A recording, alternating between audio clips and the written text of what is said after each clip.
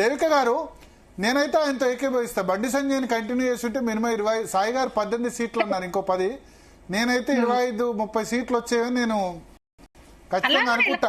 One of the biggest mistake, one of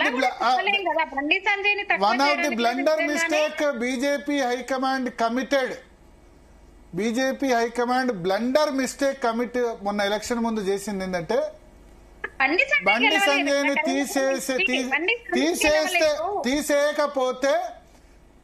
తీసేయకపోతే భారతీయ తెలంగాణలో ఈ పాటికి గోల్కొండ కోట మీద కాషాయ జెండా ఎగిరేది. నా ఒపీనియన్, నా ఇండివిజువల్ ఒపీనియన్ చెప్తున్నా. You may differ with me, నడిచే పార్టీ కాదు. ఫస్ట్ ఆఫ్ ఆల్ నిజమైతే బండి సంజయ్ ఓడిపోయారు కదా కరీంనగర్ నుంచి. ఈటల రాజేందర్ లాంటి వాడు బండి సంజయ్ ఓడిపోయింది 3000తో. మీకు తెలుసు కరీంనగర్ లో మైనారిటీ ఓట్లు వన్ సైడ్ ఎంత ఓడిపోతే 3000తో ఓడిపోయారు. కరీంనగర్ లో గెలవడం ఎంత కష్టం మీకు తెలుసు. 3000తో ఓడిపోయినారు. ఆయన ముఖ్యమంత్రి, ఆయన అధ్యక్షుడు అయితే వేరు కదా. ఎట్లా వేరు, ఎలా వేరు చెప్పండి. అధ్యక్షుడుగా ఉంటే వేరు ఆబ్వియస్లీ. అప్పుడు ఆయన నాయకత్వం కాదు ఇంకా అంత. అప్పుడు ఏమనుకున్నారు, ఓడిపోయారు కదా ఆయన. నిజంగా అంత పార్టీని నడిపించే, అంటే నేను వేరే ఉద్దేశంతో అనట్లేదు, అట్లే కాదు. సంజయ్ నిజంగా సంజయ్ ఓడిపోయింది 3000 ఓట్లే కదా. సంజయ్ ఓడిపోయింది 3000 ఓట్లతో. మీకు అటు ఇటు ఉంటే గనక, ఎందుకంటే లాస్ట్ మినిట్ లో బగిలో దిగారు ఆయన. ముదోలో ఇంకా వేరే సీట్ అనుకున్నారు. కరీంనగర్ లో మీకు తెలుసు minority population huge, 1/3 minority population.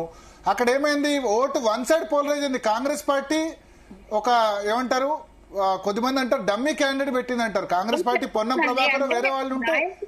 అప్పటి పరిస్థితులు, ఆ సమీకరణాలు వేరుంటాయి. మరి బండి సంజయ్ అధ్యక్షుడుగా ఉన్నప్పుడే మునుగోడు గెలవలేకపోయినారు కదా. మరి హుజురాబాద్ గెలిచింది, దుబ్బాక గెలిచింది కదా. జిహెచ్ఎంసీ లో 40 సీట్లు గెలిచింది, 48 సీట్లు గెలిచింది కదా బండి సంజయ్ అధ్యక్షుడుగా. అదే చెప్తున్నా నేను, అన్ని విజయాలు 100% కాదు కానీ ది బెస్ట్ విజయాలు భారతీయ. నేను ఒక మాట, భారతీయ జనతా పార్టీ కెరీర్ లో అద్భుతమైన మలుపు తిరిగింది తెలంగాణలో దుబ్బాక. దానిలో రఘునందన్ పాత్ర లేదన్ను, రఘునందన్ టీవీలో, బట్ ఆయన నేతృత్వంలో గెలిచింది. హుజురాబాద్ ఈటల రాజేందర్ వల్ల గెలిచింది, but Bandi Sanjay contribution is there. GHMC అండి 48 సీట్లు ఊహించారా, 4 సీట్ల నుంచి 48 సీట్లు. మునుగోడులో కూడా, నల్గొండలో అసలు 87,000 ఓట్లు వస్తాయి. నల్గొండలో 87,000 సీట్లు ఎప్పుడన్నా వచ్చాయా? 11,000తో ఓడిపోయింది. ఎందుకంటే కేసీఆర్ నుంచి 105 మంది ఇన్ఛార్జీలు. ఇప్పుడు ఫోన్ ట్యాపింగ్ లో తెలుస్తోంది కదా డబ్బులన్నీ పట్టుకున్నారని చెప్పి. అవతల వాళ్ళు డబ్బులు పట్టుకున్నారు, ఇది పట్టుకున్నారు. అయినా 11,000తో ఓడిపోయినారు రాజగోపాల్ రెడ్డి. పెద్ద విషయం కాదు. ఇవన్నీ పెద్ద విజయాలే కదా బండి సంజయ్ నేతృత్వంలో. ఓకే, నాయకుడు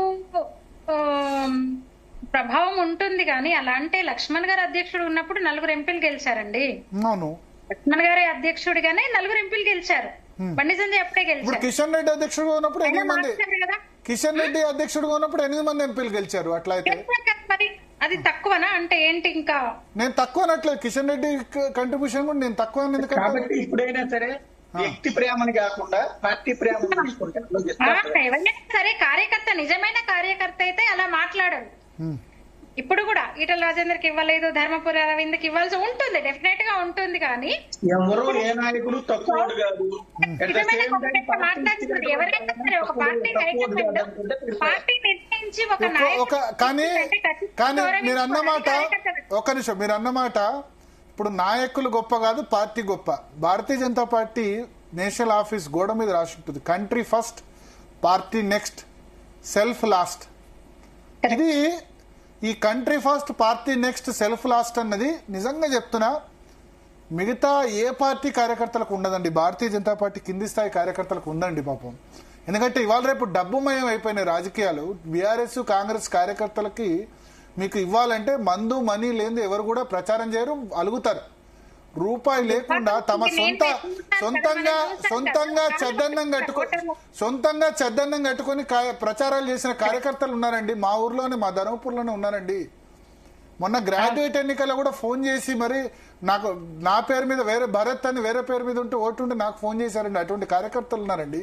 ఈ country first, party next, self last అనేది కార్యకర్తలకు ఉంది కానీ లీడర్లకు ఉందా? ఎంతమంది లీడర్లకు ఉంది?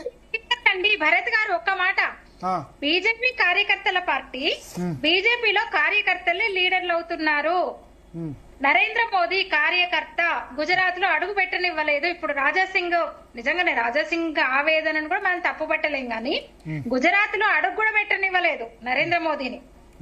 అలాంటి వ్యక్తి ముఖ్యమంత్రి అయ్యాడు, ప్రధానమంత్రి అయ్యాడు. కిషన్ రెడ్డి ఏ స్థాయి నుంచి ఎదిగా? ఇదే బండి సంజయ్ కార్పొరేటర్, కరీంనగర్ లో ఒక కార్పొరేటర్. ఇప్పుడు ఏ స్థాయిలో ఉన్నారు? అవును, 5 ఏళ్లలోనే ఇంత, ఒక 5-6 ఏళ్లలో అధ్యక్షుడు అయ్యాడు, కేంద్ర మంత్రి అయ్యాడు. ఇప్పుడు తిరుగులేని శక్తి తెలంగాణ బీజేపీలో బండి సంజయ్. కార్యకర్తే కదా బండి సంజయ్. కార్యకర్తల పార్టీ బీజేపీ, అందులో నాయకులు కూడా కార్యకర్తలు. వాళ్ళు పదే పదే అదే చెప్తారు. ఓకే ఓకే, మనతో పాటు కాలర్ ఉన్నారు పెద్దపల్లి నుంచి సతీష్ గారు. సతీష్ గారు